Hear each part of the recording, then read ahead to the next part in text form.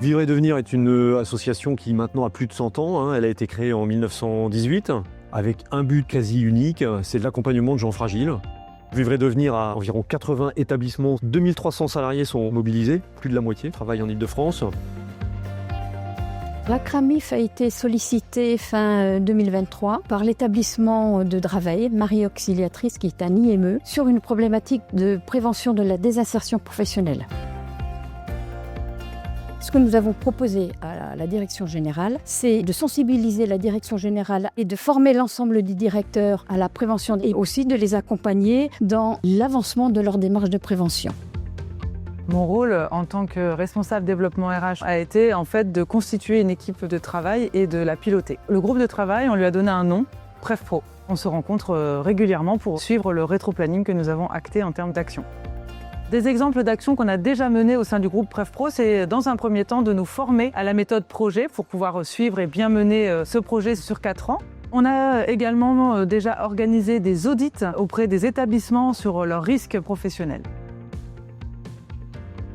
Nous avons aussi mis en place des formations de sensibilisation aux risques professionnels avec notamment la CRAMIF. Nous avons aussi des événements que nous organisons au niveau national. On a eu par exemple déjà un séminaire sur la santé mentale.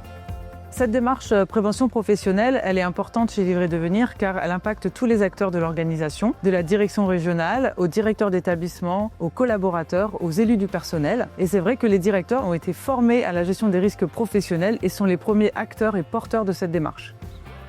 Quels a été déjà les premiers impacts de cette démarche pour nous au niveau du pôle autisme? Alors déjà, on a eu cette formation et ça nous a déjà sensibilisés. Et c'est vrai que cette année, ça a clairement dynamisé notre démarche du HERP dans la façon de voir les risques et de travailler sur les risques. Pour vous citer déjà une ou deux actions qui se sont mises en place, on avait commencé à travailler avec la CRAMIF. On avait ce risque au niveau sonore auquel sont exposés nos professionnels. Et là, on a déjà travaillé sur des actions au niveau du mobilier, du lieu d'accueil des jeunes. Pour avoir un mobilier moins bruyant, on a acheté des plaques qui absorbe le son. L'idée étant qu'on ne peut pas agir sur la cause du son, qui est le cri du jeune. La direction générale a pris la décision de faire de ce projet non seulement un projet régional, mais surtout un projet national, ce qui est assez exemplaire. Sans financement supplémentaire, il est possible, dès lors que la direction générale arrive à motiver des personnes sur les terrains, il est possible de mener une démarche de prévention. Le groupe PrevPro travaille notamment avec la CRAMIF en Île-de-France, mais évidemment en région avec les CARSAT. Soit c'est à la demande de l'établissement, soit c'est un conseil venant des CARSAT. Nous avons différents programmes qui sont lancés en établissement, notamment des programmes sur les troubles musculo-squelettiques, qu'on appelle TMS Pro, ou encore des programmes sur les RPS, les risques psychosociaux, ou enfin des programmes sur la désinsertion professionnelle.